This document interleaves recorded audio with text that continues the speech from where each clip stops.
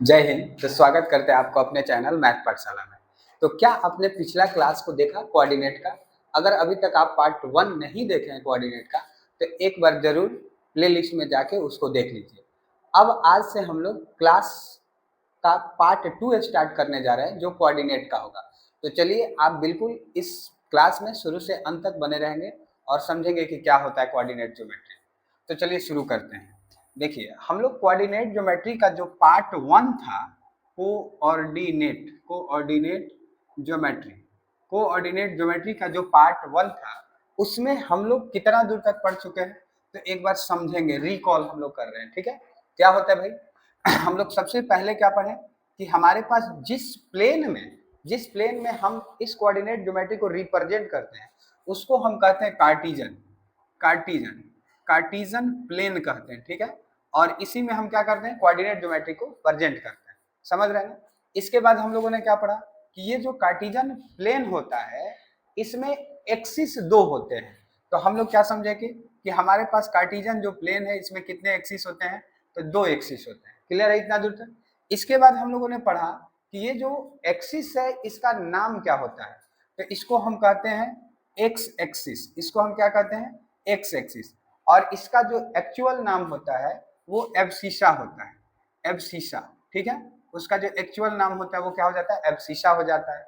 उसी तरीके से हम जो पढ़े कि दूसरा जो हमारा एक्सिस है, इसको हम वाई एक्सिस कहेंगे और इसको हम ऑर्डिनेट कहते हैं। ऑर्डिनेट कहते हैं। ठीक है, क्लियर है इतना दूर तक? समझ रहे हैं ना? तो इतना दूर तक हम पढ़े। इसके बाद हम लोग क्या पढ़े कि जो प्लेन में पॉइंट लिखा जाता है, जैसे ये जो पॉइंट लिखा जा रहा है, ये पॉइंट हमेशा पहले एक्स और बाद में आपको क्या लिखा जाता है? वाई लिखा जाता है। ठीक है, और इस एक्स को हम एक्स कोऑर्डिनेट कहते हैं, कोऑर्डिनेट। ठीक है, और इस वाई को हम क्या कहते हैं? वाई कोऑर्डिनेट कोऑर्डिनेट कहते हैं। क्लियर है इतना दूर तक? ये सब बातें हम लोग देख चुके हैं। इसके बाद हम लोगों ने क्या पढ़ा? Plotting plotting the point. किसी पॉइंट को कार्टिजन प्लेन में कैसे प्लॉट करते हैं। और उसके बाद हम लोगों ने पढ़ा कि जो उसमें फिगर बनता है, जो उसमें शेप बनता है, जैसे मान लीजिए कोई ट्रायंगल बन गया, रेक्टेंगल बन गया, तो उसका हम एरिया निकालना सीखे थे, एरिया ऑफ फिगर। समझ रहे हैं ना? ये बातें हम लोग पढ़ चुके थे। तो इतना पूरा हम लोग पार्ट 1 में पढ़ चुके हैं। आज के क्लास में हम लोग इसके आगे की ओर देखेंगे। समझिएगा ध्यान से। जैसे ये हमारा जो अगला टॉपिक है, सबसे वेरी इंपॉर्टेंट टॉपिक है, और ये फर्स्ट टाइम 9th में लिखा गया है। ठीक है, पहले कोऑर्डिनेट में ये नहीं लिखा हुआ था। तो अब आपको क्या समझना है कि जैसे हमारे पास कोई एक प्लेन है, ये हमारा एक कार्टिजन प्लेन है। अब इस प्लेन में बहुत सारे पॉइंट हो सकते हैं। तो इसमें सपोज ऐसा सोचिए कि एक पॉइंट यहाँ पर है और दूसरा पॉइंट आपको यहाँ पर। ठीक है, तो ये जो ए है और ये जो बी है, ये पॉइंट दोनों आखिर में ये अपने से कितना दूर है, ये मुझे पता करना है। ठीक है, तो इसको हम लोगों ने क्या कहा? इसको हम लोगों ने कहा distance. Distance between between two point. इसको हम लोगों ने कहा डिस्टेंस बिटवीन टू पॉइंट। तो आज के क्लास में हम लोग यहीं से शुरू करेंगे कि आखिर किसी दो पॉइंट के बीच के डिस्टेंस को हम कैसे निकालते हैं। तो चलिए हम लोग स्टार्ट करते हैं। देखिए भाई, इसको ध्यान से समझिएगा।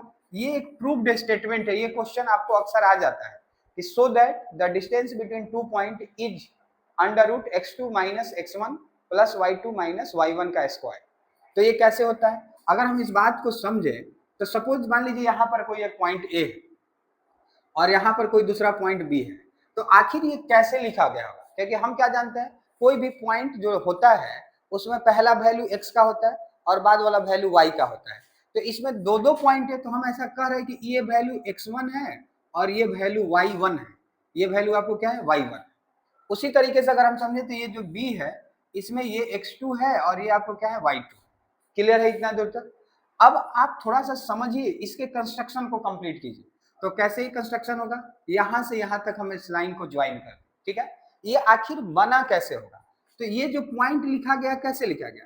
तो यहां से ओरिजिन से ये ऐसे है कि x1 के दूरी पर है।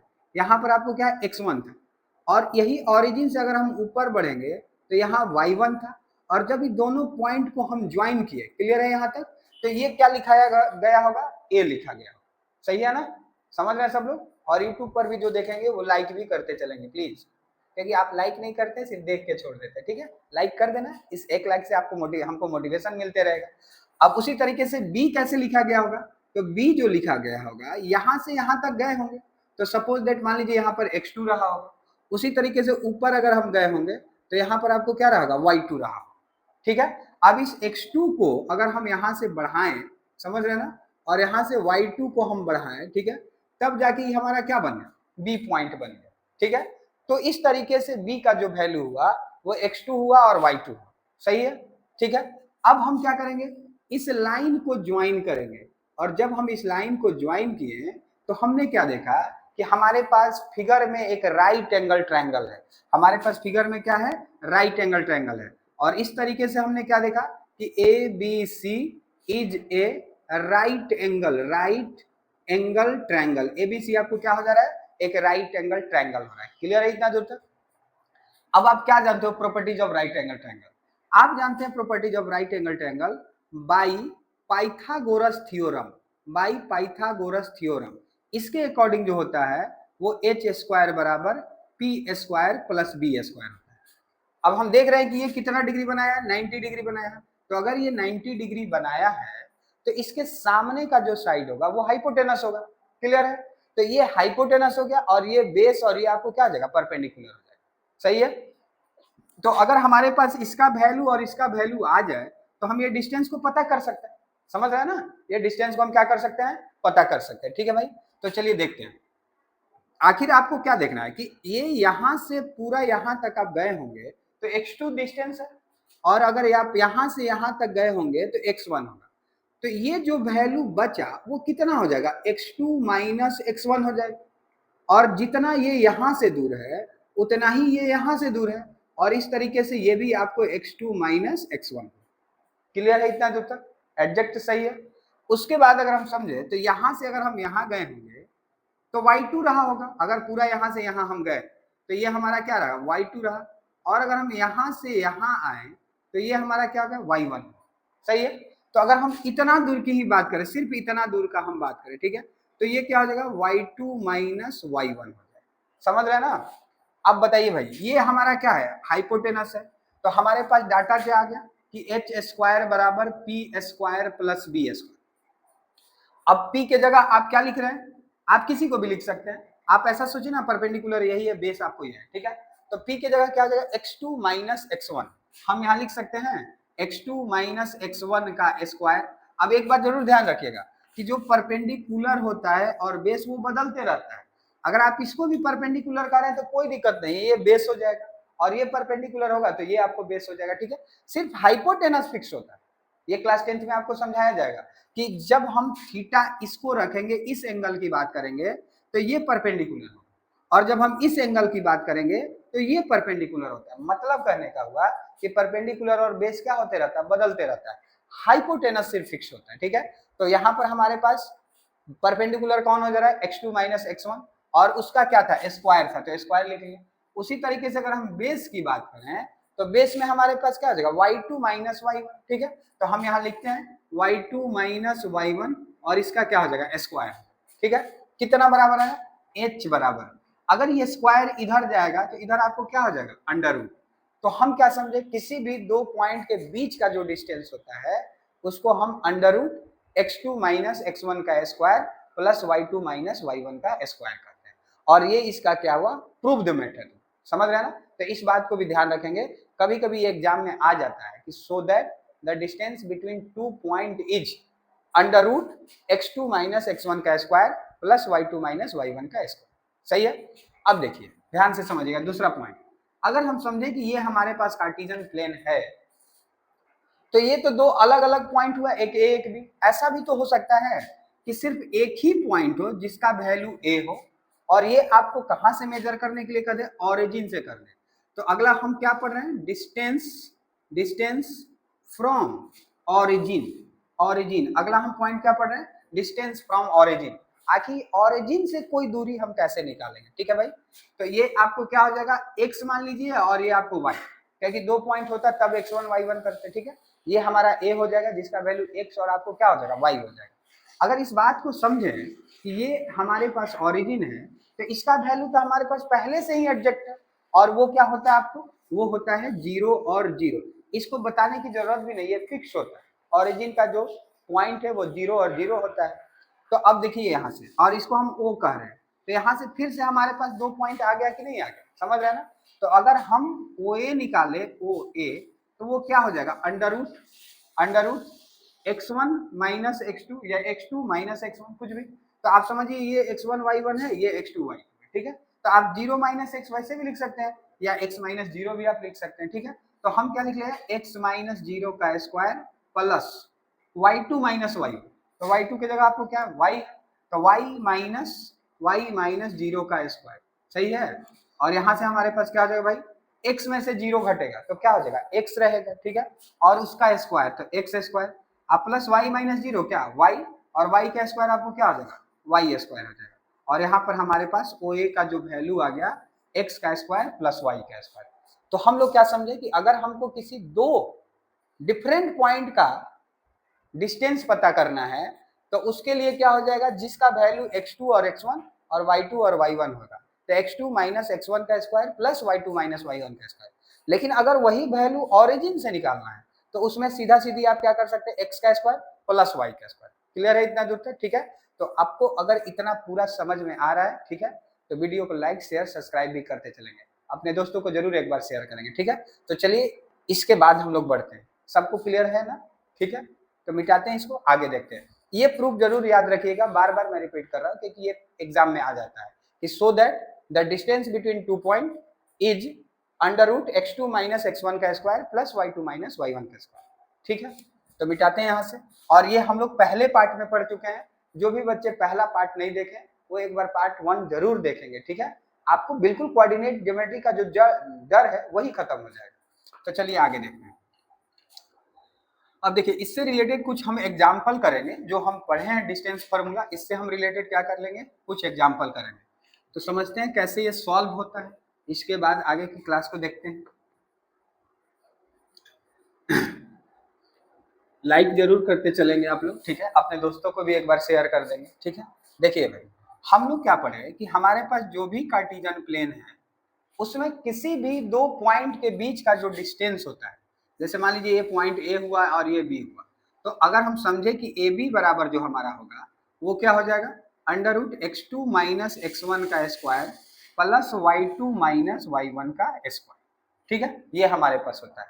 तो अगर हम इसका एग्जाम्पल देखें, तो मान लेते हैं कोई पॉइंट ए है जिसका वैल्यू 2 और 3 है, कोई पॉइंट बी है जिसका वैल्यू 4 और 5 है।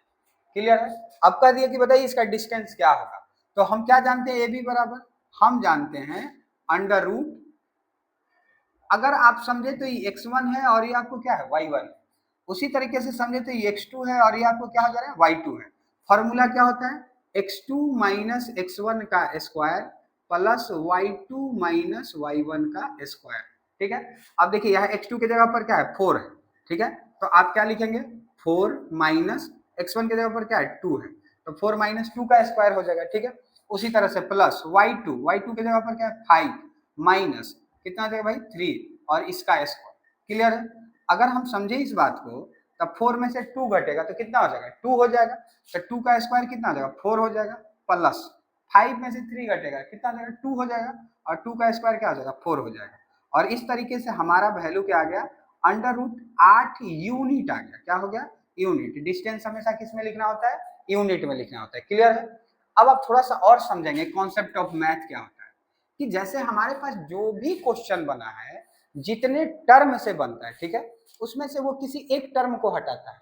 जैसे अगर हम इस डिस्टेंस फार्मूला की बात करें, तो यहाँ पर हमारे पास x1 है, y1 है, x2 है, ठीक है, y2 है और एक ab है। ये हमारे पास 5 वैल्यू है। इस पांचों वैल्यू में से कोई भी आपको कितना दे देगा, 4 वैल्यू दिया। जैसे यहाँ पर 4 वैल्यू दे दिया हमारे पास, तो ये ab पूछ लिया, ठीक है। उसी तरीके से अगर हम समझें तो यहाँ पर हमारे पास क्या है भाई, यहाँ पर हमारे पास 5 वैल्यू है, कोई भी 4 दे सकता है।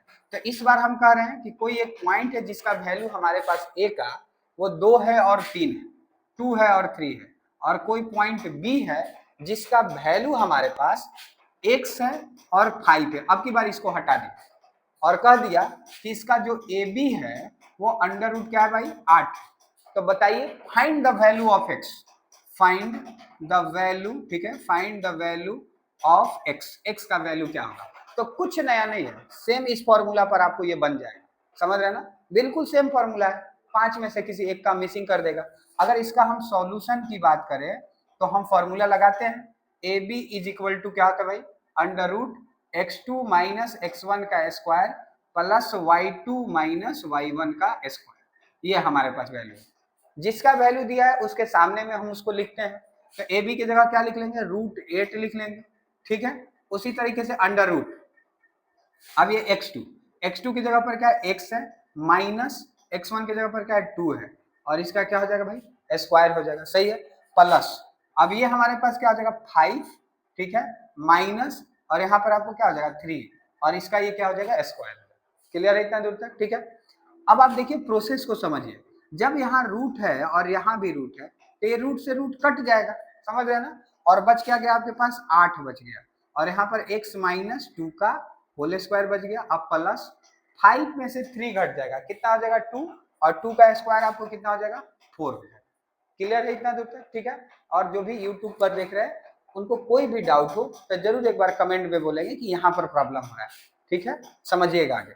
अब देखिए भाई ये एक नंबर है तो ये नंबर की तरफ होना चाहिए, तो ये क्या हो जाएगा 8, इसको इधर लाएंगे तो -4, और यहाँ से क्या हो जाएगा भाई x माइनस 2, और इसका क्या हो जाएगा स्क्वायर, सही है। अब देखिए 8 में से 4 घट जाएगा तो कितना हो जाएगा 4, और x माइनस 2, आप कभी भी गलती से इसका होल स्क्वायर नहीं निकालें, क्योंकि आपको पता है ना रूट जब उधर जाता है तो स्क्वायर होता है, तो जब स्क्वायर उधर से इधर आएगा तो क्या हो जाएगा रूट हो जाएगा, ठीक है।